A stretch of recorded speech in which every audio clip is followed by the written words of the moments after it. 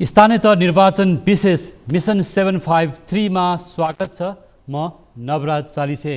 दर्शकवृन्द, यति बेला स्थानीय तहको निर्वाचनको मत परिणाम आइरहेको छ। करिब 80% स्थानमा मत परिणाम आइसकेको छ र अहिलेसम्मको स्थानीय तहको निर्वाचनको पछिल्लो जानकारी अनुसार हालसम्म नेपाली काङ्ग्रेसले सबैभन्दा अगाडि धेरै स्थानमा जित हासिल गरेको छ। हालसम्मको सार्वजनिक भएको नतिजा अनुसार नेपाली काङ्ग्रेसले 288 स्थानमा विजय हासिल गरेको छ भने त्यसैगरी नेकपा एमाले 180 स्थानमा जित हासिल गरेको छ। नेकपा माओवादी केन्द्रले प्रमुख अध्यक्ष गरी 112 स्थानमा विजय हासिल गरिसकेको छ।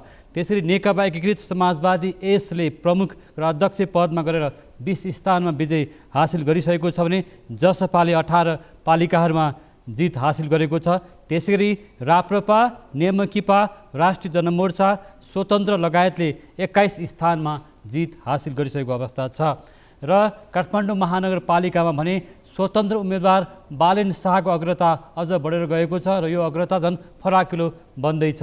दर्शकवृन्द, यसपटकको स्थानीय तहको निर्वाचनमा हामी देखिरहेका छौँ हरेक राजनीतिक पार्टीहरूको शीर्ष नेताहरू र प्रोफाइल भएका शीर्ष नेताहरूको भने आफ्नो निर्वाचन क्षेत्रमा उहाँहरूको पराजय भोगिरहनु परेको छ। उहाँहरूका पार्टीका उम्मेदवारहरू पराजित भइरहेको अवस्था छ।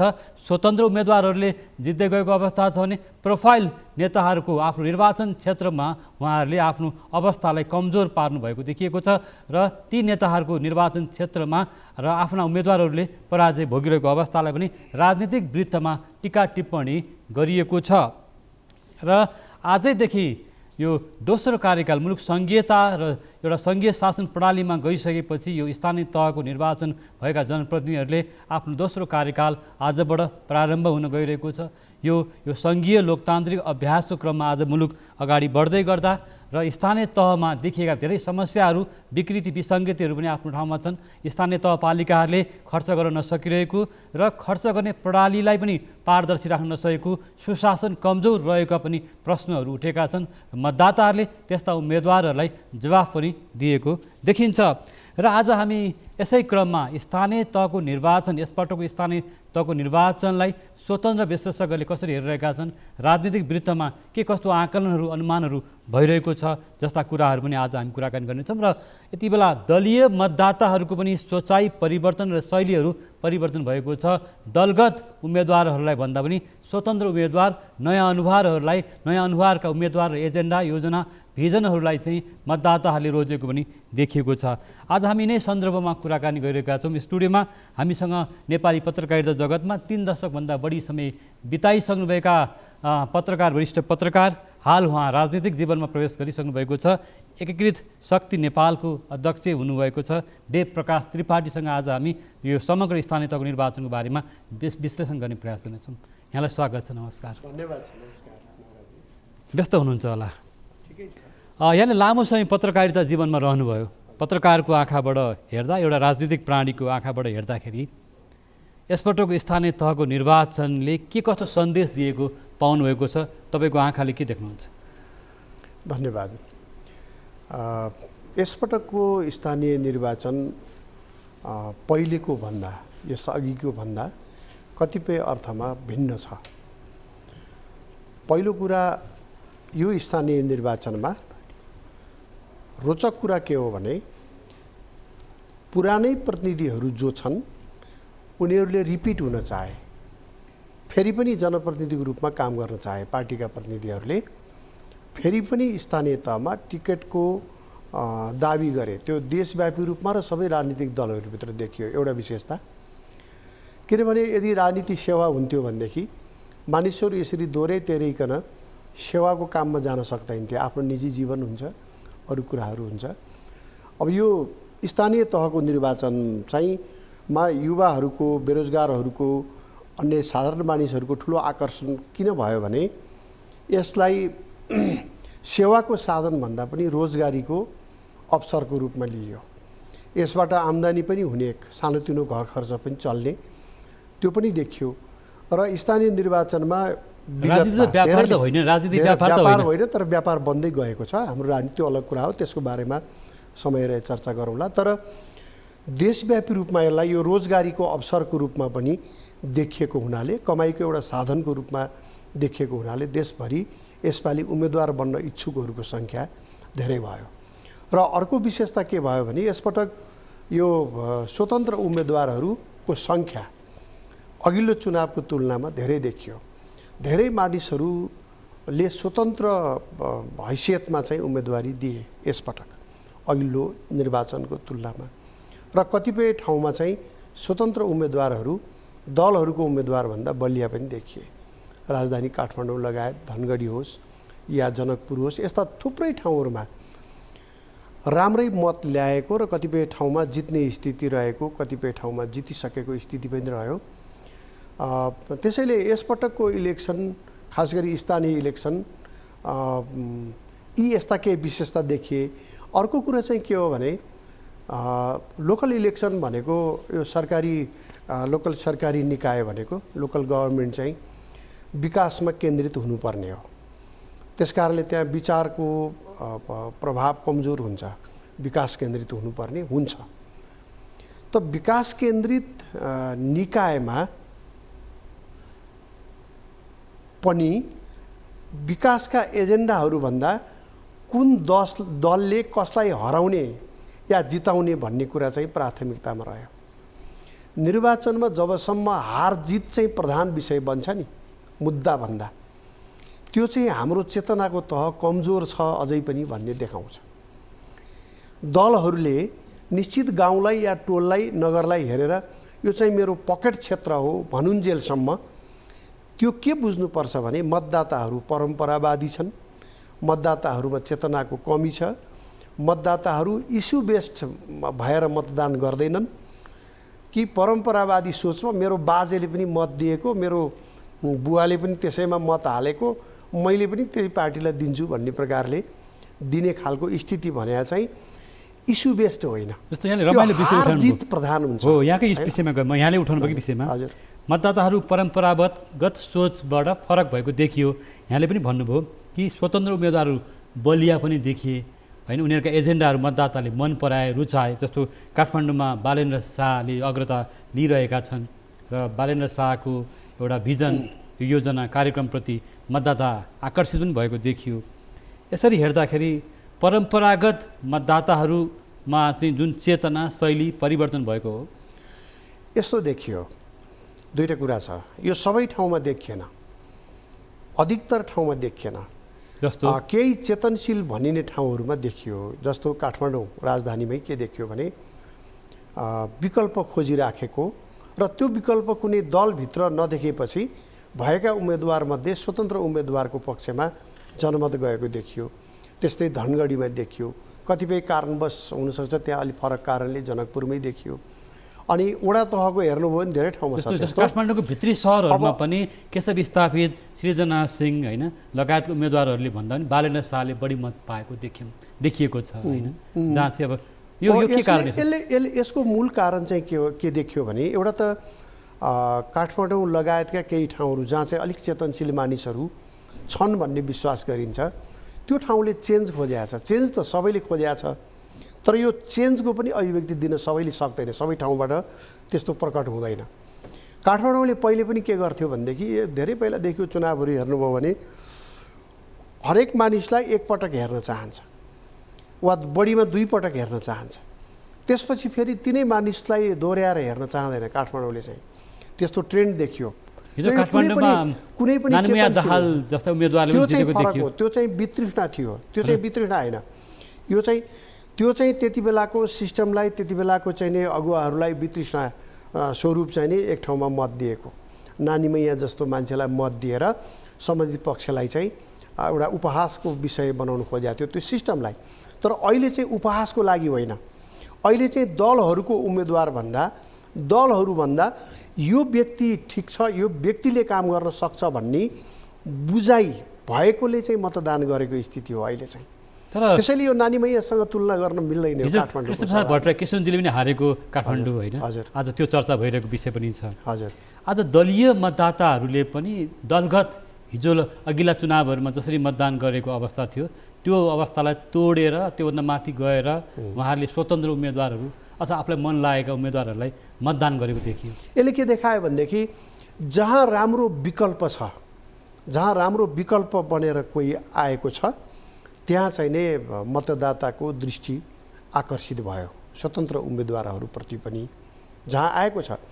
त जहाँ चाहिँ छैन नि स्वतन्त्र उम्मेदवार या बाहिरबाट कोही उम्मेदवार आएको छैन भने त्यस्तो ठाउँमा चाहिँ यो या त्यो पक्षलाई उही परम्परावादी सोचमै गएको छ मतदाता। जस्तो काठमाडौँले यहाँले राम्रोसँग बुझ्नु भएको छ, लामो समयदेखि काठमाडौँमै हुनुहुन्छ, तर यसपटक बालेन्द्र शाहको लोकप्रियता, बालेन्द्र शाहले मत पाउनुको चाहिँ पछाडिको कारण के हो त? पहिलो कारण चाहिँ के हो भनेदेखि उनी आफै पनि सेलिब्रेटी, युवाहरूमाझ पहिले पनि उनी एक प्रकारले लोकप्रिय भइराखेको। अनि अर्को कुरा चाहिँ उनले चाहिँ 5 वर्ष अगाडिदेखि नै आफू उम्मेदवार बन्ने तयारीमा भएको पनि बुझियो। उनी आफैले ट्विट गरेको त्यो बेला सोसल मिडियाहरूमा लेखेको कुराहरूबाट पनि बुझिन्छ उनको तयारी पुरानो। उनी स्ट्राटेजिस्ट एउटा चाहिँ नै मानिसले थाहा पाउँदा पनि केवल उनी चाहिँ के गायक भन्छ त्यो छ नि युवाहरूलाई मनपर्ने यो चाहिँ उनी गायक भएकोले मात्रै भन्दा पनि उनको ब्याकग्राउन्ड एजुकेसनल ब्याकग्राउन्ड पनि राम्रो होइन, त्यो देखाइयो नि। इन्जिनियरिङ स्ट्रक्चरल इन्जिनियरिङमा चाहिँ नि अध्ययन गरेको भनेपछि मानिसलाई के पर्यो भने एउटा अध्ययनशील व्यक्ति, एउटा चाहिँ नि योग्य व्यक्ति, अहिलेसम्म कुनै प्रकारको दाग नलागेको युवाहरूले पनि चिनेको त्यो गीत सङ्गीतको माध्यमबाट र उनको तयारी पनि पहिलेदेखि भइराख्यो भन्ने बुझियो। युवाहरू कलाकारहरू योभन्दा अगाडि पनि उठेका हुन् तर यिनको चाहिँ आफ्नो तयारी। अरूले चाहिँ के गर्थे भन्ने योभन्दा अगाडिकाले चुनाव आइसकेपछि म पनि उठ्ने भन्थे, तर यिनले चाहिँ 5 वर्ष अगाडिदेखि नै तयारी गरिराखेका रहेछन्, एक प्रकारको नेटवर्क बनाइराखेका रहेछन्। यिनको तयारी पछाडि व्यवस्थापन पक्ष, बौद्धिक जमात, कुनै एउटा भनौँ न बलियो जमात पक्षहरू पनि छन् भन्ने सुनिन्छ बाहिर। अनि काङ्ग्रेस कम्युनिस्टका उम्मेदवारहरूले त्यत्रो आकर्षण पैदा गर्न सकेनन्, विभिन्न कारणवश कन्ट्रोभर्सीमा आए, सिर्जना भयो, कन्ट्रोभर्सी सिर्जना भयो। तर त्यस्तो अवस्थामा बालेन शाह चाहिँ बेग्लै ढङ्गले प्रस्तुत भए र अर्को कुरा युवाहरू ठुलो मात्रामा परिचालन भए, त्यो योजनाबद्ध रूपमा परिचालन भयो र युवाहरूले आफ्ना मातापितालाई पनि प्रेसर गरे यसपटक तपाईहरूले अब पहिलेदेखिको जसरी मतदान गर्नुहुन्थ्यो एकपटकको लागि बालेन एउटालाई चाहिँ हालिदिनुहोस्, मतदान गर्नुहोस् भनेर त्यो काठमाडौँको टोलमा र इभन भित्रभित्र सिटीभित्र भन्छन् नि अहिले कोर सिटीभित्र पनि आफ्नो मातापितालाई चाहिँ युवाहरूले एकदमै दबाब दिएको चाहिने स्थिति देखा पर्यो। हो, त्यो निश्चित रूपमा देखिन्छ। जस्तो सूर्य चिन्हमा एक छाप लगाएकोहरूले नि एक भोट लौरोमा भोट हालेको देखिन्छ, रुखमा लगाएकोहरूले पनि अथवा हलोमा अरू चिन्हहरूमा लगाएकोहरूले के देखाउँछ भने अब राजधानीमा भोट हालेकोले नि एक भोट चाहिँ लौरोमा हालेको देखियो। राजधानी अलिकता चाहिँ सचेत मानिसहरूकै जिल्ला हो, त्यसैले एउटा विकल्प अहिलेको राजनीतिक नेतृत्वप्रतिको असन्तुष्टि पनि जाहेर भएको हो, नम्बर 1। नम्बर 2, अलि विशिष्ट प्रतिभा भएका उम्मेदवारहरू दलहरूले दिन नसकेका पनि हो। सुरुदेखि नै कुनै न कुनै रूपमा कन्ट्रोभर्सीमा आयो स्थापित पुराना राजनीतिक दलको उम्मेदवारहरू।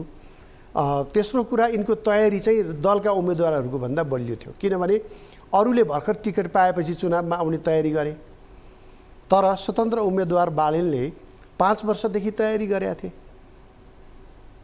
त्यसैले एउटा राम्रो योजनाबद्ध प्रयास भयो भने विकल्प दिन सकिँदो रहेछ, विकल्पको पक्षमा मानिस जाँदा रहेछन् भन्ने कुराको एउटा दृष्टान्त चाहिँ काठमाडौँ बनेको छ। जस्तो अहिलेको म तपाईँसँग केही कुराहरू बुदागत रूपमै सोध्न चाहन्छु। अब किनकि यहाँले विषयवस्तुमै जानुभयो। बालेन्द्र शाह, केशव स्थापित, सृजना सिंह, चाहिँ अन्य उम्मेदवारहरू मदन दास श्रेष्ठ, सुमन सायनी, होइन, सुशील थापा, समीक्षा बास्कोटा, मैले धेरै उम्मेदवारको नाम लिन सकिनँ, यी लगायतको उम्मेदवारहरू भन्दा के आधारमा फरक त? यिनको एउटा त फ्रेस मान्छे भए, यङ मान्छे, अरूहरू पनि थिए, फ्रेस मान्छे, यङ मान्छे भए, नम्बर 1। नम्बर 2, यिनको ब्याकग्राउन्ड, एजुकेसनल ब्याकग्राउन्ड चाहिँ यिनको चाहिँ फरक देखियो होइन, दोस्रो कुरा। तेस्रो कुरा, यिनको तयारी लामो भयो, अरूको 5 वर्ष तयारी छैन। केशव स्वयंलाई पनि यिनको तयारी एउटा कुरा सोधिहालेँ भने यिनको तयारीमा कुनै शक्तिहरू यहाँ भनौँ एउटा बाहिरको भित्रको भन्ने गरिन्छ नि, अहिले त त्यस्तो शक्तिहरू परिचालित छन् कि छैन? अहिले नै त्यसको कुनै प्रमाण नभएको हुनाले अहिले त्यसरी भन्न मिल्दैन। अहिले हामीले के मात्रै बुझौँ भने बालेन शाह एउटा युवा देशको लागि केही गर्नको लागि अग्रसर भए। अहिले हामीले शङ्का नगरिकन विश्वास गरौँ त्यो उनको भूमिकाले, या भोलि अरू कुनै तथ्यहरू आयो भने त्यो बेला टिप्पणी गर्ने कुरा हो। अहिले उहाँको टिप्पणी चाहिँ गर्ने समय होइन। बालेन शाहलाई हामी कहाँ के देखिन्छ भने भोलि विभिन्न राजनीतिक दलहरूले आकर्षण एउटा चाहिँ पद दिएर, आकर्षण कुनै एउटा चिज दिएर आफ्नो पार्टीमा तान्ने होडबाजी अहिले देख्न थालिसक्यो। विभिन्न नेताहरूको अभिव्यक्ति आइसक्यो, हाम्रो पार्टीमा स्वागत छ, आउनुहोस् बालेन शाह भनेको देखियो। यो प्रवृत्ति भयो भने स्वतन्त्र उम्मेदवारहरूको हैसियत चाहिँ एउटा भनौँ निर्वाचित छन्जेलसम्म उहाँहरू एउटा स्वतन्त्र मतदाताहरूबाट उम्मेदवारी हुने र विजयी पनि हुने, पछि एउटा राजनीतिक दलमा टाँसिने त्यो प्रवृत्ति चाहिँ के हो? त्यो विगतमा देखियो। कतिपय खास गरिकन सांसदहरू, पालिकाका प्रमुख उपप्रमुखहरू पनि स्वतन्त्र भएर जित्ने र त्यसपछि पार्टीसँग जोडिने काम चाहिँ भएको पाइयो। तर मलाई के लाग्छ भने त्यो नैतिक रूपमा ठिक होइन। या त यस्ता मानिसहरूले बेग्लै दल बनाउनु ठिक हुन्छ, भइराखेको दलहरूसँग जोडिएर फेरि त्यही संस्कार, त्यही संस्कृति, जुन प्रकारको संस्कृतिमा उहाँहरू हुर्किनु भएको छ अहिलेका स्थापित पुराना दलहरू, त्यही संस्कृति र संस्कारलाई मानिसले मन पराएको छैन। मन नपराएको कारणले मात्रै होइन, उहाँहरू चाहिँ नि एक प्रकारले असफल भइसक्नु भएको छ। कति वर्ष पर्खिनुपर्छ उहाँहरू असफल हुनुभयो भन्नलाई? 3 दशकदेखि हामी एउटै प्रकारका मानिसहरूलाई आलो पालो सत्तामा देखिरहेका छौँ कुनै न कुनै रूपमा। त्यसैले अहिले पर्याप्त भएको छ। त्यसैले अहिलेको अवस्थामा चाहिँ मलाई लाग्छ के विश्वास गरौँ भने बालेनले यदि चुनाव जित्नुभयो भने, जित्ने सम्भावना देखिन्छ, यदि चुनाव जित्नुभयो भने त्यो नैतिक बल चाहिँ कायम राख्नुहुन्छ होला, त्यो नैतिकता कायम राख्नुहुन्छ जस्तो लाग्छ मलाई। जस्तो अहिले यहाँ जुन कुरा उठाइरहनु भएको छ, बालेन शाहको लोकप्रियताले दलीय उम्मेदवारहरू, दलीय पद्धतिलाई प्रश्न चिन्ह चाहिँ लागेको हो दलहरूमाथि। दलहरूको एउटा वर्तमानप्रति असन्तुष्टि हो, वर्तमानप्रतिको अनास्था हो। बालेनको अब अहिले अवस्थामा त भनौँ विजय उन्मुखी स्थितिले के सङ्केत गर्यो भने वर्तमानप्रति असन्तुष्टि, दलीय उम्मेदवारहरूलाई मतदान नगरेर दलकै कार्यकर्ताहरूले पनि एउटा बालेन शाहलाई रोज्नु, उम्मेदवारी एउटा चाहिँ होइन मतदान गर्नुले के देखिन्छ? त्यही त चेन्ज खोजेका छन् मानिसले, चेन्ज खोजेका छन् र सही मानिस, राम्रा मानिस आउन्, नयाँ मानिसलाई मौका दिनुपर्छ भन्ने चाहिँ नि त्यो देखियो। नयाँ मानिस त अरू पनि थिए, अघि यहाँले भन्नुभयो नि, नयाँ मानिसमध्ये पनि बालेनप्रति मानिसको आकर्षण बढिरह्यो। जस्तो एउटा कुरा म उठाउन चाहन्छु, यो निर्वाचनमा हाई प्रोफाइल भएका हरेक पार्टीका नेताहरूको आफ्नो निर्वाचन क्षेत्रमा उहाँहरूका उम्मेदवारहरू पराजय भएको हामी देख्यौँ। चाहे त्यो केपी शर्मा ओली हुनुहुन्छ अथवा गगन थापा, विष्णुप्रकाश शर्मा, होइन, त्यसै गरी अब गोकुल बास्कोटा अथवा प्रदीप ग्यावाली, होइन, हरेक क्षेत्र हामी यो देख्छौँ। भने यो अवस्था किन आइरहेको छ? त्यसको 2-3वटा कारण छ हेर्नुहोस् नवराजजी। पहिलो कुरा चाहिँ हाई प्रोफाइल नेताहरूले आफ्नो वडामा, पालिकामा धेरै ध्यान दिन पाएका हुँदैनन्। उनीहरूको समय बाँडिन्छ, त्यस कारणले फोकस्ड हुन पाउँदैनन्। त्यो कुराले एउटा असन्तुष्टि जन्माइराखेको हुन्छ, नम्बर 1 कारण। नम्बर 2, जहाँ ठुलो नेताको घर छ, मतदाता नामावलीमा नाम छ, या जहाँबाट ऊ निर्वाचित हुने गरेका छन्, त्यो अर्थात् जहाँ जन्म भएको छ त्यो ठाउँमा चाहिँ के हुन्छ भने विपक्षीहरू एकजुट हुन्छन्। जसरी भयो नि यसपटक यसलाई देखाइदिने भन्ने खालको त्यो मनोविज्ञानका साथ चाहिँ नै काम भइराखेको हुन्छ। त्यसैले ठुलो साइजको नेतालाई चाहिँ तपाईँले भनेको भाषामा हाई प्रोफाइल नेतालाई चाहिँ हराइयो भने त्यसले एउटा बेग्लै सन्देश दिन्छ। त्यसको लागि पहिलेदेखिको तयारी हुन्छ विपक्षीहरूको बिचमा। गगन थापाको निर्वाचन क्षेत्र बुढानी कण्ठमा त्यही देखियो। कारण हो सबै ठाउँ। तेस्रो कारण चाहिँ टिकट दिँदाखेरि पनि ध्यान नदिया हुन्छ। कस्तो कुरालाई ध्यान दिन्छ भने आफ्नो वफादार को छ उसलाई टिकट दिया हुन्छ कि। ठुलो नेताले आफ्नो वडामा, आफ्नो पालिकामा चाहिँ उसले को योग्य छ, को पपुलर छ, को जनताको बिचमा राम्रो छ, को इमान्दार छ भनेर हेर्दैन। त्यस्ता नेताहरूले के हेर्छन् भने आफूप्रति को वफादार छ उसलाई टिकट दिने हुन्छ। यो टिकट दिँदाखेरि विचार नपुर्याएकोले पनि यो अवस्था आउँछ। त्यसैले अर्को कुरा त अब राजनीतिक रूपमा यस्तो तिकडमहरू यस्तो भइरहेको छ। र अर्को कुरा तपाईँलाई मैले सुरुमा नि भनेको छु, नेपाली राजनीति अहिलेसम्म इस्यु बेस्ड इलेक्सनको संस्कृतिमा गएको छैन। नेपाली राजनीति हार जितमा केन्द्रित छ। त्यसैले अब यो लडाइँको रूपमा छ कि राजनीति अहिलेसम्म सङ्घर्षको रूपमा छ। कसले कसलाई जित्ने भन्ने कुरा छ क्या, मुख्य कुरा चाहिँ त्यस्तो छ। त्यस कारणले यो ठुलो साइजको नेतालाई हराएर देखाइदिने, पछारेर देखाइदिने त्यो मनोविज्ञानले पनि काम गरे हुन्छ। त्यसैले यो हाई प्रोफाइल नेताहरूको ठाउँमा धेरै ठाउँमा पराजय हुनुको कारण चाहिँ यस्तै हो जस्तो लाग्छ। जस्तो गठबन्धनमा पनि त्यो देखियो नि, जस्तो शङ्का उपशङ्का गर्ने होइन, हाई प्रोफाइलको नेताहरूलाई असहयोग गर्ने अथवा उनको निर्वाचन क्षेत्रमा असहयोग गरेको पनि देखियो। यो गठबन्धनको संस्कृति संस्कार चाहिँ कहिलेसम्म कसरी जान सक्छ, यो कतिको नेपाली राजनीतिमा व्यवहारिक छ? राजनीतिक दलहरूको बिचमा मिलाप हुनु आफैमा नराम्रो कुरा होइन, राम्रो कुरा हो। दलहरू मिल्नु राम्रो कुरा हो, तर के को लागि, फर वाट भन्ने हुन्छ। राजनीतिक दलहरू मिल्छन् अहिलेसम्म देखियो केमा हो भनेदेखि सत्ता प्राप्त गर्नको लागि, सत्ताको अंशियार बन्नको लागि चाहिँ मिल्छन्। बाँकी देश बनाउनको लागि अन्य जुन मुलुकको समस्याहरू छ त्यसमा मिल्दैनन्। जस्तै करप्सन कसरी कन्ट्रोल गर्ने, भ्रष्टाचार कसरी नियन्त्रण गर्ने भन्ने विषयमा अहिलेसम्म तपाईँले दलहरूको बिचमा गठबन्धन भएको देख्नु भएको छ? अहिलेसम्म सहकार्य भएको देख्नु भएको छ? अर्थात् एउटा बिरामी मान्छे अस्पतालमा धरुरी राख्न सकेन भने उपचार हुँदैन। ल अस्पतालमा पैसा नहुले पनि उपचार गर्न पाउनुपर्छ भनेर अहिलेसम्म नेताहरूको बिचमा चाहिँ सर्वपक्षीय छलफल गठबन्धन भएको देख्नु भएको छैन। त्यसैले सिद्धान्त छोडेर सत्ता केन्द्रित राजनीति जब हुन्छ नि त्यसपछि गठबन्धन हुन्छ। अहिलेको गठबन्धन चाहिँ सत्ता केन्द्रित हो र यो चाहिँ बहुदलीय व्यवस्थाभित्रको निर्दलीय अभ्यासको प्रारम्भ हो। यसले दलहरू बिचको सिद्धान्त विचारलाई गौण बनाइदियो। अब तपाईँले एउटा नागरिकको रूपमा म चाहिँ काङ्ग्रेसको मानिस हो, मेरो विचार दर्शन यो छ, मेरो सिद्धान्त यो छ भन्नुको केही अर्थ भएन। तपाईँले भोट हाल्ने बेलामा अर्कै हँसिया हथौडालाई हाल्नुपर्ने भयो या अर्कै कुनै चिन्हलाई हाल्नुपर्ने भएपछि तपाईँले 5 वर्ष 10 वर्ष 20 वर्ष 50 वर्षदेखि एउटा पार्टीको विचार सिद्धान्त मूल्य मान्यताको पक्षमा वकालत गर्नुको, त्यो विचारमा अडान लिएर बस्नुको अर्थ के? मैले मौका पाएँ भने, मैले अवसर पाएँ भने म देश समाज यसरी सुधार्छु भन्ने ठाउँ रह्यो र अब रहेन। जुन पार्टीमा लागे पनि हुन्छ, किनभने भोट दिने बेलामा कुन पार्टीलाई दिनुपर्छ टुङ्गो छैन। नेताले जसलाई भन्यो त्यसलाई दिनुपर्ने हुन्छ। प्रतिगमनको विरुद्ध एउटा लोकतान्त्रिक अभ्यासको लागि, गणतन्त्रको संस्थागत विकासको लागि भन्दै हुनुहुन्छ नि त। यस्तो यो प्रतिगमनको कुरा, यो प्रतिगमन भनेको को रहेछ, के रहेछ? प्रतिगमन भनेको अब हेराइको दृष्टिकोणको कुरा हुन्छ। अब यो प्रचण्डजीहरूले क्वाइन गर्नुभयो, यो शब्दलाई अलि बढी ल्याउनु भयो।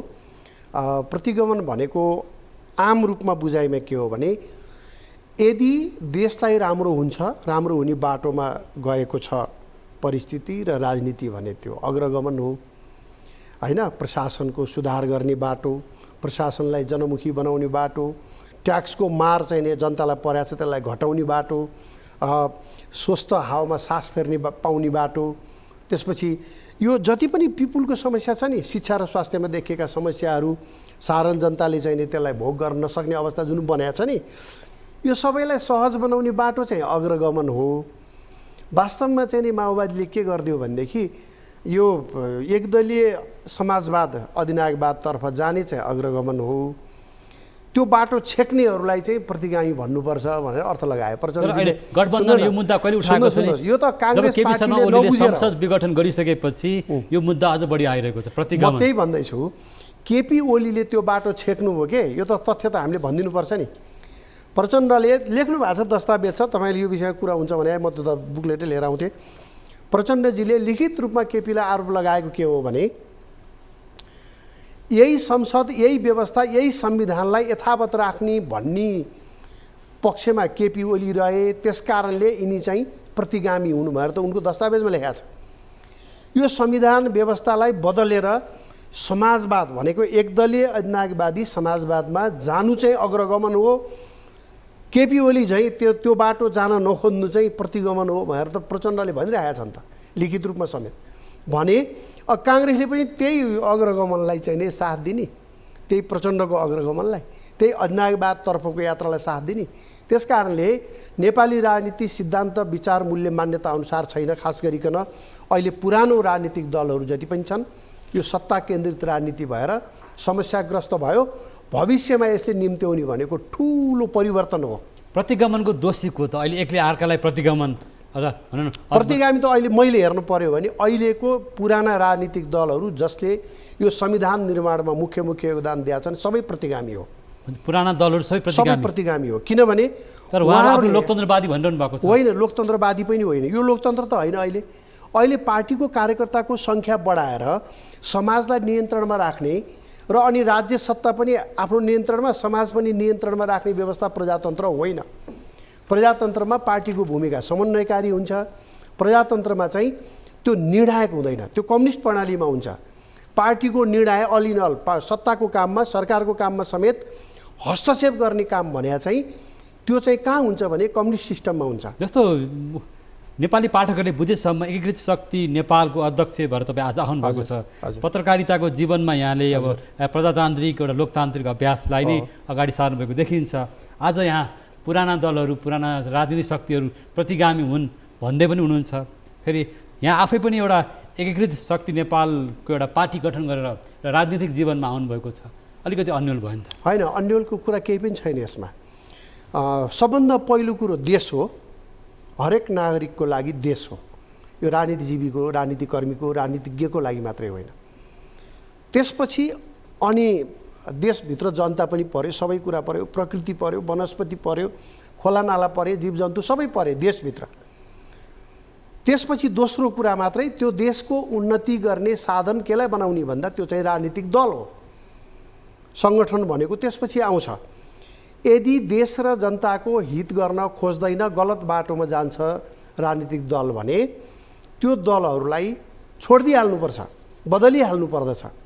त्यस्तो दलबाट समस्याको समाधान हुँदैन। हामीले प्रजातन्त्रको पक्षमा यी दलहरू, अहिलेका दलहरू भइदिएको भएदेखि हामीले छुट्टै शक्ति निर्माणको लागि प्रयास गर्नु पर्दैन थियो। हामीले नेपालको पक्षमा, प्रजातन्त्रको पक्षमा उभिने शक्ति निर्माणको लागि फेरि एकचोटि प्रयास गर्नुपर्ने अवस्था आयो।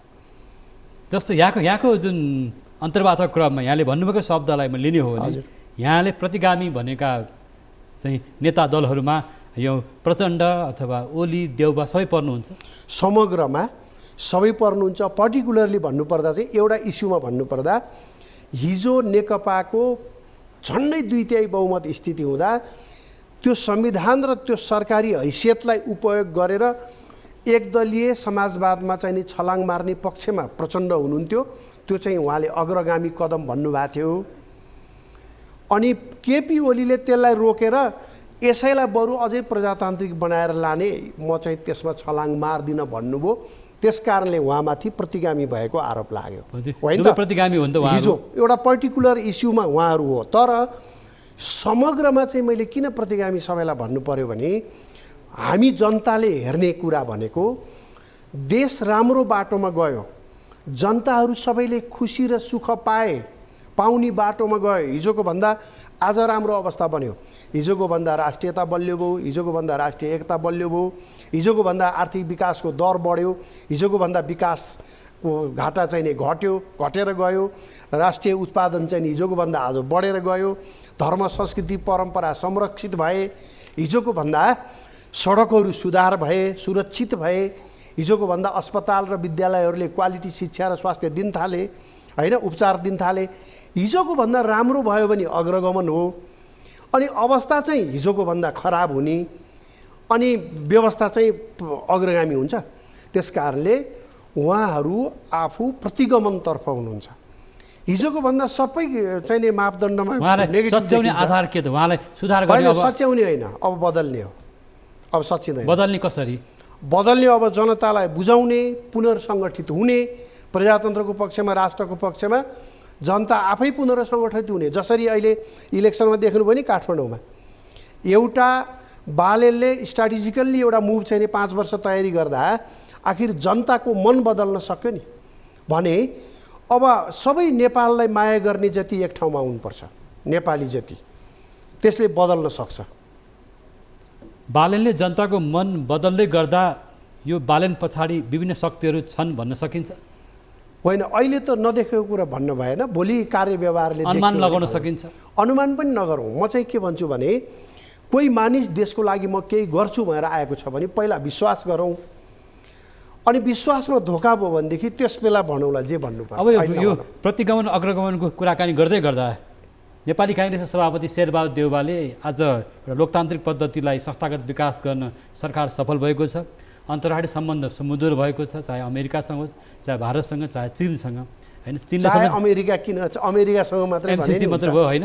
यो खालको सम्बन्ध चाहिँ अगाडि बढिरहेको उहाँहरूको धारणा आइरहेको छ, अथवा यो सरकारको अभिव्यक्ति देखिन्छ, सरकारका मन्त्रीहरूको भनाइ त्यस्तै देखिन्छ। होइन, यो नवराजी, यो उहाँले प्रजातन्त्र संस्थागत भन्ने एउटा आधार हो भन्नुभयो। जस्तै यो इलेक्सनहरू गराउन सकौँ, यसैलाई ठुलो उपलब्धि मानियो। प्रजातन्त्रमा उपलब्धि भनेको जनताको खुसी हो के। प्रजातन्त्रमा उपलब्धि भने चाहिँ चुनाव गराउन सक्नु होइन। चुनाव गराइसकेपछि के उपलब्धि हुन्छ त? देशले प्राप्त गर्ने कुरा के हो भन्ने आधारमा हेर्नुपर्ने होइन, एउटा कुरा। दोस्रो कुरा, अघि मैले भने नि, यो प्रजातन्त्र होइन क्या अहिलेको व्यवस्था पनि। मैले बारम्बार भन्ने यो फाँसीवादी व्यवस्था हो। फाँसीवाद भने कस्तो भने, तपाईँलाई थाहा छ नि, मुसोलिनीले अभ्यास गरेको सुरुमा उहाँको फासिस्ट पार्टी थियो, राष्ट्रवादी समाजवादी पार्टी होइन उहाँको। अनि उहाँले गरेको अभ्यास के हो भने, पार्टीको कार्यकर्ताहरूको सदस्य सङ्ख्या व्यापक रूपमा बढाउने, अनि कार्यकर्ताको अन्डरमा कन्ट्रोलमा चाहिँ समाजलाई राख्ने के, जनतालाई, नागरिकलाई। अनि यतातिर संविधान र कानुनलाई पनि फलो गरिराखेका हुन्छ। त्यसअनुसार केन्द्रीय सत्ता पनि आफैले नियन्त्रणमा राख्ने, सडक र समाज पनि आफ्नै कार्यकर्ताद्वारा नियन्त्रणमा राख्ने व्यवस्थालाई के भनिन्छ भने फाँसीवादी व्यवस्था भनिन्छ। अहिलेको निर्वाचनमा अहिले त्यही भइरहेछ होइन। सरस्वती नेपाली काङ्ग्रेस अगाडि देखिएको छ, नेकपा एमाले केही खुम्चिएको छ, माओवादीको साइज बढेको देखिन्छ स्थानीय तहमा, पालिकाहरूमा, होइन? अब त्यहाँ विकास सुशासन कुराहरू, उहाँले सङ्घीयताको गणतान्त्रिक व्यवस्थालाई हामीले ल्याएको एजेन्डा भन्नुभएको छ माओवादीका नेताहरूले। यसमा अलिकता करेक्सन गरौँ है। यो चुनाव लड्ने चाहिँ गठबन्धन, जित्ने चाहिँ एउटा पार्टी हुन्छ। चुनाव चाहिँ नि 5 वटा दल मिलेर लडेको छ। केन्द्रीय तहमै गठबन्धन भएको छ, लोकल लेभलमा मात्रै भए पनि होइन, होइन? 5 वटा दल मिलेर त्यहाँ 5 किसिमका मतदाताहरूले एउटैलाई मतदान गरेर जितेको पनि मैले जित्या भन्न मिल्छ एउटा दलले। त्यो चाहिँ भागमा एउटा दलको उम्मेदवार पर्यो, जहाँ चाहिँ जितेको छ एउटा दलको चाहिँ पर्यो, आस्था चाहिँ देखाइरहेको छ। तर यो गलत हो। गठबन्धन गरिसकेपछि गठबन्धनकै विजय भन्नुपर्छ, एउटा पार्टी विशेषको। त्यसो हुँदाखेरि त जस्तै एक ठाउँमा माओवादीले जितेको छ तर उसले भोट काङ्ग्रेसको पनि लिएको छ, अर्को समाजवादी भन्नेको पनि लिएछ, अर्को जसपा भन्नेको पनि लिएको छ, अर्को जनमोर्चा भन्नेको पनि लिएको छ। अनि ती मतदाता, ती कार्यकर्ताहरूलाई अपमान भएन। त्यसैले यो तरिका मिलेको छैन। अहिले गठबन्धनको चाहिँ विजय भएको छ। यसले के देखायो भनेदेखि, गठबन्धनको विजयले के सङ्केत गर्छ? गठबन्धनको विजयले गणतान्त्रिक अभ्यास बलियो हुन्छ नि, उहाँहरूले जसरी भन्नुभएको छ, प्रतिगमन विरुद्ध हामी लडिरहेका छौँ। यो प्रतिगमन विरुद्धको लडाइँ भन्ने कुरा नै कुनै बेसलेस कुरा हो, यो बेकारको कुरा हो। यो लडाइँ केही पनि होइन, सत्ता प्राप्तिको लडाइँ हो। अर्को पक्षको विरुद्ध एउटालाई शत्रु थापेर त्यसपछि एउटा लडाइँ लडेपछि के हुन्छ भने, अझ कम्युनिस्टमा चाहिँ, अझ माओवादीहरूकोमा चाहिँ के हुन्छ भने, शत्रु नथापिकन उनीहरू क्रियाशीलै हुँदैनन्। पहिला एउटा शत्रु थाप्नुपर्छ, अनि त्यसका विरुद्ध हामी एकजुट हुने भएर लागिसकेपछि मात्रै उनका कार्यकर्ता क्रियाशील हुन्छन् के। उनीहरूको संस्कारै त्यस्तै भइसक्यो। त्यसो भएर थाकेर गणतन्त्रात्मक मुलुक आज भइसकेको छ, होइन? आज हामी दोस्रो यो भनेर सङ्घीयताको नै अभ्यास गर्दैछौँ। स्थानीय तहको पालिकाको निर्वाचन भइरहेको छ। अब यहाँको यो विषयमा अझ हामी धेरै गहिरो विश्लेषण गर्न सक्छौँ। यहाँले अघि एउटा कुरा उठाउनु भएको थियो, भ्रष्टाचार। खोइ त प्रश्न गर्नुभएको पनि भन्नु होला तपाईँले। स्थानीय तह पालिकाहरूमा जे विकास समृद्धिका कुरा गरिँदा पनि बजेट उहाँहरूले लक्ष्य अनुसार खर्च गर्न सक्नुभएको छैन। अहिले त बजेटको अधिवेशन पनि सुरु भइरहेको छ, पालिकाको पनि खर्च भएको देखिँदैन। र डोजरे विकास र असारे विकासमा हाम्रो विकास खर्चहरू, पुँजीगत खर्चहरू भइरहेको अवस्था छ। यहाँले स्थानीय पालिकाको, स्थानीय चाहिँ जनप्रतिनिधिहरूको अवस्थालाई राम्रोसँग निहाल्नु भएको छ भनेपछि हामी दोस्रो पटकको यो पालिकाको निर्वाचित भएर पनि आइसक्नुभयो जनप्रतिनिधिहरू, होइन? सुशासन कमजोर भयो भनेर मतदाताहरूले भनेकै अवस्था हो। यसलाई आर्थिक विकास र स्थानीय पालिकालाई एउटा साँच्चीकै स्थानीय सरकार बनाउन के गर्नु पर्ला, कस्तो हुनु पर्ला? नवराजी, यो एकदम गम्भीर खालको यो इस्यु उठाउनु भयो, प्रश्न। किनभने जुन 2074 सालमा जुन निर्वाचन भयो स्थानीय, यो त्योभन्दा अगाडिको स्थानीय निर्वाचनभन्दा यो फरक थियो। किनभने यो अधिकार सम्पन्न थियो, यो चाहिँ एउटा जिम्मेवार सरकार बनाउने कुरा थियो लोकल लेभलमा। त्यो प्रतिनिधिहरूलाई चाहिँ नै तालिम दिनुपर्थ्यो राजनीतिक दलहरूले, सम्बन्धित अरू संस्थाहरूले अब कसरी काम गर्ने भएर। बिना तयारी, बिना मानसिक तयारी र बिना तालिम चाहिँ नै उम्मेदवार बनेर गइसकेपछि जब अधिकार आफ्नो हातमा आयो नि, तपाईँले हेर्नुभयो भने देशभरिका पालिकाहरूमा हेर्नुभयो भने करप्सन यस्तो विस्तार भएर गयो कि देशभरि व्यापक रूपमा, खास गरिकन सहरी एरियामा भन्दा पनि ग्रामीण एरियामा व्यापक रूपमा के पाइयो भनेदेखि बजेट बनाउने आफै, ठेक्कापट्टा आफै लिने, एक्सकाभेटर अरू मेसिन चलाउनु छ आफ्नै चलाउने, त्यसपछि भुक्तानी दिने आफै, अनुगमन गर्ने, त्यसलाई चाहिँ नि स्वीकृति दिने, सबै चिज आफै। धेरै जसो पालिकामा, सबैलाई नभनौँ, धेरै जसो पालिकाहरूमा यो रोग बनेर गयो, व्यापक रूपमा करप्सन भयो। अब त्यसलाई चाहिँ नि कसरी कन्ट्रोल गर्ने भन्ने त्यो मेकानिजम पनि बनाइएन र त्यो प्रकारको फेरि पनि तालिम पनि भएन र उम्मेदवारलाई टिकट दिने बेलामा त्यो विचार गर्नुपर्थ्यो। हुन त दलका मूल नेतृत्व नै अब उहाँहरूको चाहिँ नि इमान्दारीमाथि नै प्रश्न उठेको छ। उहाँहरूले तलसम्म किन इमान्दार बनाउने भन्ने पनि होला, बनाउन नमिल्ने भन्ने पनि होला, तर त्यो कुनै पनि प्रयास भएन। त्यसैले अब समस्या के हो भनेदेखि तपाईँ हेर्नुहोस्, अहिले पनि तपाईँको मिडियालाई पनि आग्रह गर्छु, देशभरिको खोला नालाले प्राकृतिक स्वरूपमा बग्न पाएको छैन। ध्वस्त छ खोला नालाको अवस्था, प्राकृतिक दोहनको अवस्था। पहाडहरू हेर्नुहोस्, ठाउँ ठाउँमा भत्काइएको छ र भुक्षय हरेक वर्षमा पहिलेभन्दा बढी पहिरो जाने, बाढी आउने कामहरू किन भएको छ भन्दाखेरिमा यही स्थानीय तहलाई जताभावी चाहिने यो एक्सकाभेटर चलाउन दिएर जताभावी योजना बनाउने, पहाड भत्काउने, पृथ्वी भत्काउने, त्यस्तो खालको कुरालाई अनुगमन गर्ने, नियन्त्रण गर्ने काम भएन। त्यसैले अधिकारको सदुपयोग विगत 5 वर्षमा राम्रोसँग हुन सकेन। कहीँ राम्रो पनि काम भयो, केही मानिसहरू राम्रा पनि परे, तर आम रूपमा भन्नुपर्दा अघिल्लो कार्यकाल चाहिँ नम्बर 1 मा देखिने कुरा करप्सन हो अघिल्लो। र नम्बर 1 मा त्यो करप्सनसँगै जोडेर आउने कुरा के रह्यो भनेपछि प्रकृतिमाथिको अति दोहन। यसरी दोहन भएको छ नि नवराजजी, त्यो गर्नेहरूले हामी नै पृथ्वीमा पहिलोपटक जन्मिया हौँ र हामी पछि यो पृथ्वीमा कोही पनि आउनु पर्दैन। जे जति प्राकृतिक स्रोत साधन छ त्यो हामीले मात्रै भोग्ने हो भन्ने प्रकारले दोहन भएको छ। यसलाई सच्याउनेतर्फ न राजनीतिक दलको नेतृत्वको ध्यान छ, न प्रशासन प्रहरीको। जुन व्यापक अनियमितताहरू भयो, व्यापक रूपमा ठेक्कापट्टा, अघि मैले भने नि त, ठेक्का पनि आफै, अर्काको नाममा लिनु अलग कुरा हो, तर आफै पालिकाका प्रतिनिधिहरू, ठेकेदार पनि आफै, ठेक्का निकाल्ने पनि आफै, अनुगमन गर्ने पनि आफै, बिल बनाउने पनि आफै, भुक्तानी दिने पनि आफै, भुक्तानी लिने पनि आफै, होइन। त्यसकारणले यो व्यापक रूपमा गएर करप्सन व्यापक रूपमा यसलाई नियन्त्रण गर्नु। महालेखाको प्रतिवेदनले त्यो कुरा उल्लेख पनि गरेको छ। बेरुजु प्रशस्त बढेको देखिन्छ, जुन बिलको चाहिँ खर्चहरू। बेरुजु बढ्ने कारण अरू धेरै कारणले नै हुन्छ, होइन। कतिपय त ढङ्ग नपुगेर पनि हुन्छ। बेरुजुको मात्रै आधारमा त नभनौँ, तर तपाईँ परिणाममा फिल्डमा गएर हेर्नुभयो भनेदेखि करप्सन र प्रकृतिमाथिको अति दोहनको परिणाम फिल्डमा देख्नुहुन्छ। यहाँकै कुरालाई भ्रष्टाचार र प्राकृतिक दोहन अति भयो, जुन हामी भूकम्पीय जोखिममा पनि छौँ। हाम्रा चाहिँ पहाडी भूभागहरू, होइन, चाहिँ बाढीग्रस्त क्षेत्र छन्, एउटा पहिरोग्रस्त क्षेत्रहरू पनि छन्। यो क्षेत्रहरू भयो। अब अलिकति मधेसका कुरा पनि जोडिहालौँ म, तराई मधेसको पनि। भ्रष्टाचार सबै तहमा विभिन्न किसिमले भएको देखिन्छ। मधेस केन्द्रित दलहरूको पनि उपस्थिति यसपटक निर्वाचनमा कमजोर देखियो। जसले मधेसमै राजनीति गरेका थिए, मधेसीका मुद्दाहरूलाई उठाउँछौँ हामी भनेर देखिएका जसपा, लोसपा लगायतका मधेस केन्द्रित दलहरू किन कमजोर देखिए? यो चाहिँ उहाँहरूप्रतिको पनि आस्था घट्यो।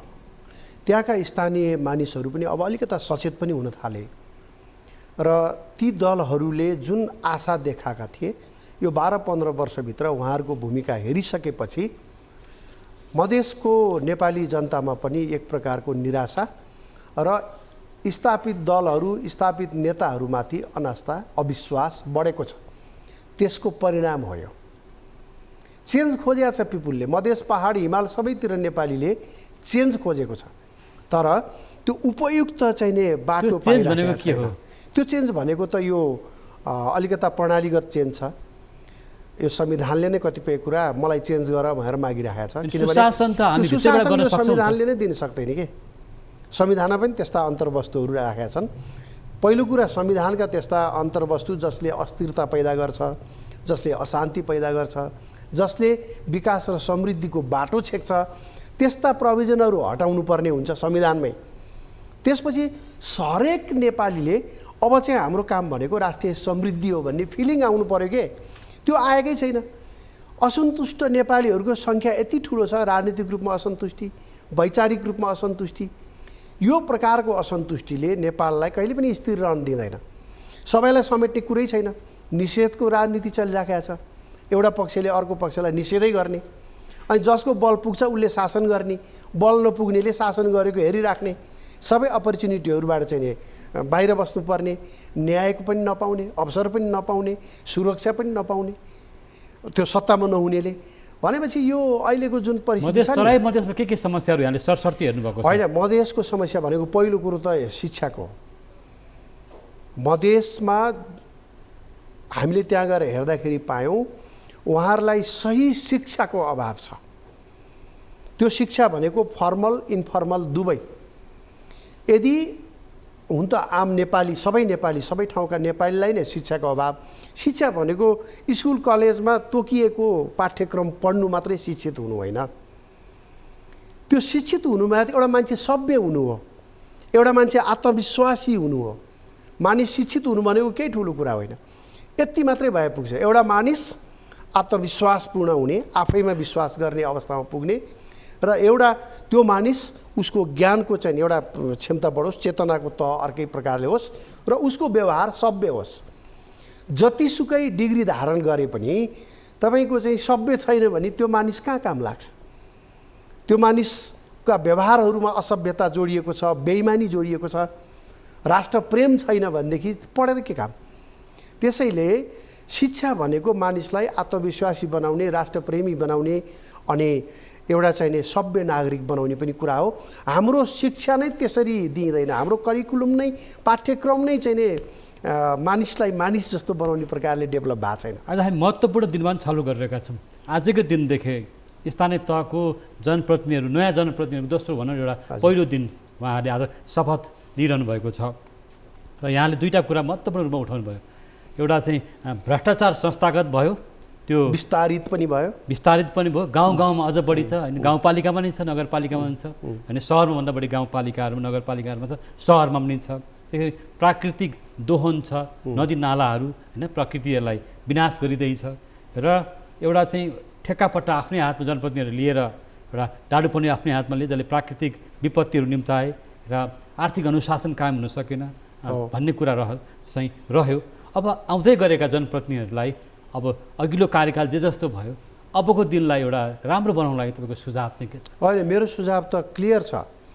पहिलो कुरा, आफ्नो पालिकाभित्र नेपालमा सबभन्दा ठुलो समस्या बसोबास, सुरक्षित बसोबासको व्यवस्था गर्न सबै पालिकाले ध्यान दिनु पर्यो। तराईमा त्यही समस्या छ, पहाडमा त्यही समस्या छ, सबैमा सुरक्षित बसोबास र एकीकृत बसोबास। त्यो सबै ठाउँमा मान्छे छरिएर बस्यो भने विकास खर्च धेरै हुन्छ। त्यसो भएर एउटा पालिकामा कति ठाउँमा मानिसको आवासीय क्षेत्र बनाउने हो, कति ठाउँमा कमर्सियल बनाउने हो, कृषि एरिया, वन क्षेत्र अनि सार्वजनिक अरू उपयोगको लागि क्षेत्र, पार्कहरू कहाँ कहाँ बनाउने हो, एउटा निश्चित प्लानसहित चाहिने काम सुरु गर्नु पर्यो। र अर्को कुरा, प्रकृतिको संरक्षणलाई उच्च प्राथमिकतामा राख्नु पर्यो। हरेक पालिकाका प्रतिनिधिहरूले अब ध्यान दिनुपर्ने कुरा भनेको प्रकृतिको संरक्षण हो, वातावरणको संरक्षण हो, त्यसमा ध्यान दिनु पर्यो। उद्योगका क्षेत्रहरू निश्चित गरिनु पर्यो, कस्तो ठाउँमा कुन ठाउँमा मात्रै उद्योग खोल्न पाउने दिने भन्ने कुरा। त्यसपछि अब यो वन जङ्गल हरियालीको जहाँसम्म कुरा छ नि, यो त अहिले तपाईँलाई भनौँ, नेपाल त जडीबुटीको पनि देश। जुन ठाउँमा जडीबुटी हुन्छ त्यसलाई प्रवर्धन गरौँ हरेक पालिकाले। हरेक वन जङ्गल र सार्वजनिक क्षेत्रमा नेपालमा चाहिँ जुन ठाउँमा जुन फल फल्छ त्यो लगाइदिउँ न, जङ्गलभरि फलफुल। बाँदर, चराचुरुङ्गीहरू पनि त्यसमा खुसी भएर बस्छन्, उनीहरू बाँच्छन्। अहिले बाँदरको राष्ट्रिय समस्या छ। त्यो बाँदरहरूलाई जङ्गलमै अल्झिनु पर्यो नि। त्यो अल्झिन किन पाएनन् भनेदेखि जङ्गलमा खानेकुरा सकियो, अनि बस्ती पस्न थाल्यो। किसानको चाहिने देशभरि बाँदरले होइन। त्यसले गर्दा जङ्गललाई जीवजन्तुहरूको लागि उपयुक्त थलो बनाइदिनु पर्यो। हरेक त्यो स्थानीय पालिकाहरूले आफ्नो कार्ययोजना ल्याउनु पर्यो त्यो कुरा। त्यसो भएपछि तर उहाँहरूले वर्षभरिमा खर्च गरेको देखिँदैन, कामै गरेको देखिँदैन। अब त्यसो पनि भन्न मिलेन। यो एका ठाउँमा खर्च गरेको देखिएन, यो कागज मात्रै हेरेर बन्ने कुरा हो। यो चाहिँ तपाईँ फिल्डमा जानुभयो भनेदेखि करप्सन कसरी हुन्छ खर्च नगरिकन? करप्सनको रेसियो हेर्नुभयो भनेदेखि व्यापक छ। अब कागज मिलाउनु नजान्नु त फरक कुरा हो, बेरुजु देखाउने एउटा कुरा हो, खर्च देखाउन नजान्नु अर्को कुरा हो। तर प्लानिङै छैन। अब केन्द्रले चाहिँ नि एउटा प्लानिङ दिनु पर्थ्यो, स्थानीय तहले गर्ने कामहरू एउटा स्पेसल निर्देशिका जारी गर्न सक्थ्यो। उहाँहरूलाई त्यो फुर्सद छैन। अर्को एउटा प्रशासन चाहिँ करदाताहरू जस्तो स्थानीय पालिकाहरूमा पनि के देख्छ भने स्थानीय चाहिँ हाम्रो बासिन्दाहरूसँग कर धेरै उठायो, तर कर अनुसार उहाँहरूले आफ्नो विकास समृद्धि होइन अब त्यो स्थानीय तहमा हुने खालको विकास निर्माण कामहरू भएनन् भन्ने चाहिँ एउटा चाहिँ मतदाताहरूको आम जनताको गुनासो छ। हामी कति ठाउँ कर बुझाउने होइन, कुन कुन ठाउँ बुझाउने, कर बुझाउने हैसियत भएकाले त बुझाउनु पर्छ। त्यो कर बुझाउनु नागरिकको दायित्व पनि हो। कर बुझाउन नसक्ने कमजोर नागरिकले के गर्नु? ओहो, यति ठाउँमा शुल्क छ, 50औं ठाउँमा 50औं शीर्षकमा जुन शुल्क लिन्छ, ट्याक्स दर्ता, मृत्यु दर्ता, जन्म दर्ता, विवाह दर्तादेखि लिएर आवागमनकोदेखि लिएर गाडीको, रेस्टुरेन्टको, यो जे गरे पनि खाएको, बसेको, हिँडेको, लागेको सबै चिजमा ट्याक्स छ होइन। यो प्रकारले यति धेरै ट्याक्स लिने मुलुकहरू संसारमा कमै छ र नेपाली जनताले आफ्नो ट्याक्स चाहिँ केमा खर्च भइरहेछ भन्ने कुरा थाहा नपाउन्जेलसम्म यो लुट चलिरहन्छ। हामीलाई त लाज लाग्थ्यो जनताको करमा कर खाइसकेपछि जिम्मेवार मानिसले केही आफ्नो दायित्व पनि पुरा गर्नु पर्थ्यो नि। जनताको ट्याक्समा बाँच्नेहरूले के गरेका छन् काम हेर्नुहोस् त। आज एउटा तपाईँ नागरिक भएर एउटा उद्योग खोल्न जानुहोस्, तपाईँलाई 3 वर्ष जति ती कर्मचारीले घुमाइदिइराखेको हुन्छ लाइसेन्स लिनको लागि मात्रै। तपाईँले ट्याक्स तिरेको तलबले उनीहरू बाँचेका छन्, तर तपाईँले एउटा व्यवसाय गरेर खान खोज्दा 10-20 मानिसलाई रोजगारी दिनु खोज्नु भनेदेखि तपाईँको फाइल 2-4 वर्षसम्म घुमिरहेको छ लाइसेन्स चाबको लागि। पाइलामा तपाईँले ट्याक्स तिर्न जाँदाखेरि घुस खुवाउनुपर्छ, त्यस्तो देश हो। स्थानीय पालिकामा त्यही समस्या छ। स्थानीय पालिकादेखि केन्द्रसम्मको समस्या हो यो। नेपालको सबैभन्दा ठुलो समस्या 3-4वटा मध्ये एउटा समस्या करप्सन हो। यति धेरै समस्याहरूले जकडिएको हाम्रो स्थानीय सरकारहरू पनि देखियो। यसलाई सुधार गर्नका लागि यहाँहरूको मैले भने नि हामी सबैको साझा प्रयास हुनुपर्छ। तपाईँ हामी जुन भूमिकामा छौँ, देशभन्दा ठुलो अर्को कुनै निकाय हुँदैन, अर्को कुनै संयन्त्र हुँदैन। त्यसैले देशलाई राम्रो बनाइदियो भने भोलिको पुस्ताले कमसेकम यो पुस्ताले जस्तो लड्नु नपरोस्, तनावमय जिन्दगी बिताउनु नपरोस्। हामी सबैले त्यसरी सोचौँ। त्यसैले अब यो अहिले त काङ्ग्रेसको नाममा लडाइँ, कम्युनिस्टको नाममा लडाइँ छ नि, यस्ता लडाइँहरू बन्द गरौँ। विचारको राजनीति त गर्नुपर्छ, राजनीति विचारकै हुने हो, तर त्यो देशलाई समृद्ध तुल्याउने विचारको राजनीति हुनुपर्नेमा आफ्नो ग्याङ बलियो बनाउने विचार अनि लडाइँमा आफू विजयी हुने विचार, त्यस्तो विचार भनेको जङ्गली विचार हो। आज हामी स्थानीय तहको निर्वाचनको नतिजाको बारेमा कुराकानी गर्दै गर्दा आज मतदानको अवस्था कम भएको देखियो हरेक क्षेत्रमा होइन, हरेक मतदान केन्द्रहरूमा। यो कुरा किन जोड्न खोज्यो? त्यो पनि वितृष्णा हो। हाम्रो युवाहरू आज खाडी मुलुक जान बाध्य छन् होइन, मतदान गर्नेहरूको सङ्ख्या घटिरहेको छ भने हामी लोकतान्त्रिक अभ्यास हामीले गर्नुपर्ने अवस्था पनि छ। यो सन्दर्भलाई आज यति धेरै ठुलो सङ्ख्यामा युवा पलायनको अवस्था छ। हामी आज रेमिटेन्सबाट आज मुलुकको निर्वाचन चाहिँ चलिरहेको अवस्था छ। यो अवस्थालाई चाहिँ कसरी हेर्नुहुन्छ? यसमा तपाईँले यो कुरा उठाइहाल्नुभयो। खास गरिकन मत कम हुनुको खस्नुको कारण चाहिँ एउटा मेजर कारण चाहिँ निराशा हो, होपको करिब समाप्ति। जस्तै अब जसलाई मतदान गरे पनि केही फरक पर्दैन भनेर बसेका छ नि, त्यस्ता मानिसहरू मतदान गर्न गएनन्। दोस्रो कारण निराशा बढेर। दोस्रो मेजर कारण चाहिँ जति पनि नेपालीहरू बाहिर जानुभएको छ उहाँहरूले त्यहीँबाट मतदान गर्न पाउनु पर्थ्यो। नेपालीहरूलाई मतदानबाट यसरी वञ्चित गरिने निर्वाचनको वास्तवमा औचित्य पनि छैन। ती नेपाली जसको परिश्रमबाट, पसिनाबाट यहाँको कर्मचारी पालिएका छन्, यहाँका नेता पालिएका छन्, अनि ती नेपालीले चाहिँ मतदान गर्न नपाउने, यस्तो अन्याय पनि हुन्छ। त्यसकारणले यो किन नदिया, फेरि त्यो बाहिर जाने नेपालीले विदेश देख्छ, वास्तवमा राजनीतिज्ञ कस्तो हुनुपर्ने रहेछ, विकास भनेको के रहेछ, समाज सुधार भनेको के रहेछ, सभ्यता भने के रहेछ, वातावरण कस्तो हुनुपर्ने रहेछ, यो जम्मै कुरो थाहा पाउँछ नि। नागरिकको अधिकार कस्तो हुँदो रहेछ, यो जम्मै बुझिसकेको नेपालीले भोट हाल्दा कसलाई हाल्छ? अहिलेको यो 6वटा पार्टीलाई त हाल्दैन, नयाँ खोज्छ। त्यस कारणले यो जान यो पनि राजनीति हो। बालन शाहको मात्रै हो अहिले, बालन शाहको मात्रै हो। अवश्य त्यसमा ठुलो प्रभाव छ। यसमा तपाईँलाई याद छ, यो बालेनजी मात्रै होइन, हाम्रो धनगढीको हाम्रो गोपी हमालजीको सवालमा होस्, बाहिर बस्ने नेपालीहरूले फलानुलाई भोट हाल्नु भएर बुवा आमालाई भन्नुभएको छ। हो, धेरै उम्मेदवारहरू आज देशभर स्वतन्त्र उम्मेदवारहरूले जुन अग्रता लिइरहेको देखिन्छ। कतिपय अवस्थामा विजय पनि उहाँले हासिल गरिसक्नु भएको छ होइन। स्वतन्त्र उम्मेदवारहरूको विजय चाहिँ आज काठमाडौँमा मात्र नभएर काठमाडौँमा जुन अग्रता कायम छ, अन्य पालिकाहरूमा पनि अग्रता लिएको र विजयतर्फ उन्मुख भएको देखियो। अब अन्तिम हामी आइसकेका छौँ। हामी दलहरूको एजेन्डा, दलहरूको यहाँले भनौँ न इस्यु होइन, मुद्दा कमजोर भएको हो। दलहरूको मुद्दै छैन। दलहरूको मुद्दा भनेको सत्ता हो। नेपाली राजनीति मुद्दा किन छैन? 7 सालमा थियो, 17 सालमा थियो होला, अथवा 46-47 सालमा थियो, 62-63 मा छ। मुद्दा यस्तो भयो नवराजी, साधन परिवर्तन गर्ने मुद्दा चाहिँ भयो, साध्य परिवर्तन गर्ने मुद्दा भएन। के भनेको के हो? त्यो भने के हो भने प्रणाली फेर्ने, फलानुहरूको शासन व्यवस्थाको सट्टा वा यस्तो प्रकारको शासनको सत्ता उस्तो प्रकारको चाहिँ ढुङ्गा बनाउने, साधन बनाउने चाहिँ त्यस्तो चाहिँ नि नलेज चाहिँ देखियो, अनुभव पनि हासिल गरे। तर तपाईँले ढुङ्गा तयार गरिसकेपछि जाने ठाउँ कहाँ हो भन्ने विषयमा त अन्यल देखियो नि त होइन। जतिवटा ढुङ्गा चढे पनि तपाईँ पारिपट्टि नपुग्ने भएपछि ढुङ्गा बनाउनकै लागि ढुङ्गा बनाउने हो र भने। प्रणाली भनेको ढुङ्गा हो, एउटा नाउ हो। अनि त्यो नाउ चाहिँ बनाइराख्ने, जतिसुकै कलात्मक बनाउनुहोस्, जतिसुकै डिजाइनको बनाउनुहोस्, तर त्यसले तपाईँलाई पारी पुर्याउँदैन भने त्यसको केही पनि अर्थ हुँदैन।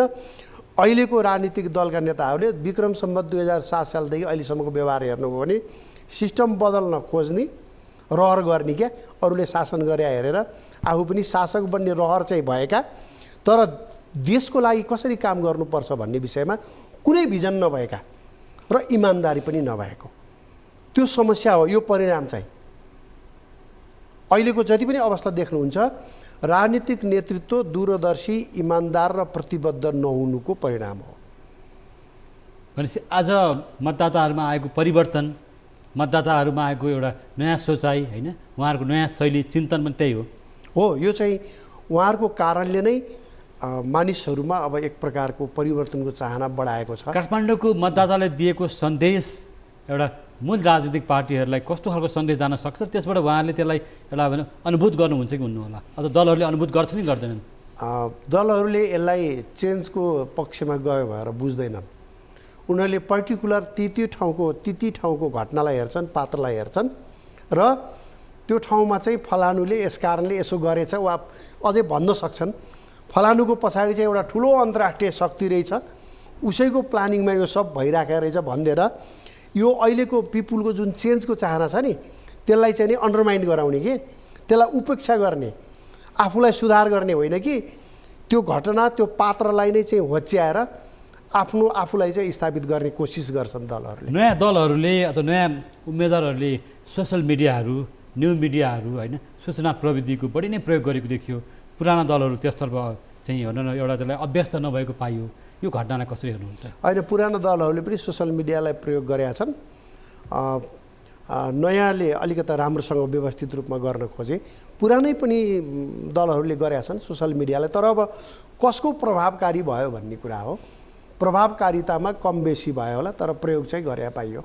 अब यहाँकोसँग एउटा लामो छलफल गर्दाखेरि यहाँले दलगत अवस्था, दलीय पद्धति कतै असफल बन्दै गएको सङ्केत जुन गरिराख्नु भएको छ, त्यही सङ्केत गर्नुभयो। दलीय पद्धतिको असफलता भन्दा पनि अब हामीले दलीय पद्धतिको विकल्प के हुनसक्छ भनेर अहिले नै कुनै विद्वानहरूले या कुनै अभ्यासकर्ताहरूले यो निष्कर्ष निकालिसकेका छैनन् र हामीले पनि छैनौँ। तर दलहरूले अहिले दिएको सन्देश के हो भने यस्तो चाहिँ हुन मिल्दैन। तर एउटा कुरा भन्ने कुराको राम्रोसँग सन्देश दिइराख्नु भएको छ। आज यो लोकतान्त्रिक अभ्यासलाई, प्रजातान्त्रिक अभ्यासलाई हामी अभ्यास गर्दै गर्दा होइन, दलहरू कमजोर भयो भने निरङ्कुशता त हाबी हुन्छ नि। फेरि अर्को नामको निरङ्कुशता जन्मन सक्छ नि त। हिजो एउटाको नाममा थियो होला, कमजोर भयो भने होइन, यदि डेलिभरी दिन सकेन भनेदेखि कमजोर हुने हो। पिपुलले सेवा पाएन भने र देशलाई समृद्धिको बाटोमा लैजान सकेन भनेदेखि अनि त्यो साधनको केही अर्थ छैन। त्यो प्रजातन्त्रकै नाममा भए तापनि तपाईँले जनता चाहिँ नि प्रजातन्त्र खाएर आउँछ भने प्रजातन्त्रले आफैले उपचार गरिदिन्छ जनताको। प्रजातन्त्र आफैले त केही गर्ने होइन नि त। प्रजातन्त्रमा होइन, प्रजातन्त्र राम्रो व्यवस्था हो सिद्धान्त त, तर प्र्याक्टिसमा पनि हुनु पर्यो नि त। तपाईँलाई भनौँ चीनमा प्रजातन्त्र छैन, तर त्यहाँ चाहिँ त्यहाँको चाहिँ अवस्था हेर्नुहोस्, उसले एउटा विकास र समृद्धिको बेग्लै छलाङ मारेको छ।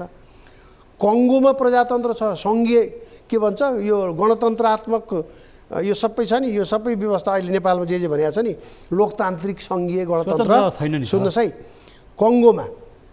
कङ्गो $350 प्रति व्यक्ति आम्दानीमा छ। उसँग सुन छ, हिरा छ, उसो खानी आफ्नै तेल खानी छ, हिरा खानी छ, सुन खानी छ, जङ्गल छ, जलस्रोत छ, युरेनियम छ कङ्गोमा। तर त्यसको व्यवस्थापन नभएपछि र पोलिटिसियनहरू अर्थात् त्यसका अगुवाहरू व्यवस्थापकहरू इमान्दार नभएपछि कङ्गो होइन्छ। हेर्नुहोस्, त्यो साधन मात्रै राम्रो भएर भएन। हामी दलीय पद्धतिलाई अभ्यास गर्दै गर्दा, लोकतान्त्रिक पद्धतिलाई अभ्यास गर्दै गर्दा यदि अहिले देखिएका केही सङ्केतहरू छन्, स्वतन्त्र उम्मेदवारहरूले ल्याएको मत एउटा आकर्षणमा अब देशका मूल राजनीतिक पार्टीहरूले अत्यन्त गम्भीर हुनुपर्ने बेला चाहिँ आयो होइन? दलहरूले उहाँहरूले दिने योगदान छ अहिलेको नेतृत्वले कि उहाँहरू सबै बिदा हुने। उहाँहरूले अब देशलाई दिने योगदान भनेको यति मात्रै हो। अब हामी सबैले विश्राम लिन्छौँ भनेर भनिदिनु भयो भने र नयाँ बाटोमा देशलाई लैजानको लागि एउटा वातावरण बनाइदिनु भयो भने अहिलेको राजनीतिक नेतृत्वले दिने योगदान भनेको त्यही हो। यो बाहेक अरू केही छैन उहाँहरूले दिने योगदान। अब हस् त, हस्, धन्यवाद, नमस्कार। यहाँको महत्त्वपूर्ण समय विचारको लागि पनि धन्यवाद। दर्शकवृन्द, हामी स्थानीय तह निर्वाचनको मतगणना परिणामहरू आइरहेको छ। यिनै सन्दर्भमा स्थानीय पालिकाहरूले कसरी आफ्नो क्षेत्रमा गएर काम गर्नुपर्छ र जनविश्वासलाई हासिल गर्नुपर्छ भन्ने कुरा उठिरहेको छ र स्वतन्त्र उम्मेदवारहरूको पनि लोकप्रियता बढ्दै गएको सन्दर्भ छ। यिनै सन्दर्भमा आज हामीले कुराकानी गरेका थियौँ। हामीसँग वरिष्ठ पत्रकार जोडिनु भएको थियो र उहाँ एकीकृत शक्ति नेपालका अध्यक्ष देव प्रकाश त्रिपाठी हुनुहुन्छ। उहाँको समय र विचारको लागि पनि धन्यवाद। र आजको यो श्रृङ्खला अहिले यति नै बेला पुरा हुन्छ र अन्य श्रृङ्खलाहरू हामी जोड्दै जानेछौँ। हस्त, बिदा माग्छु, नमस्कार।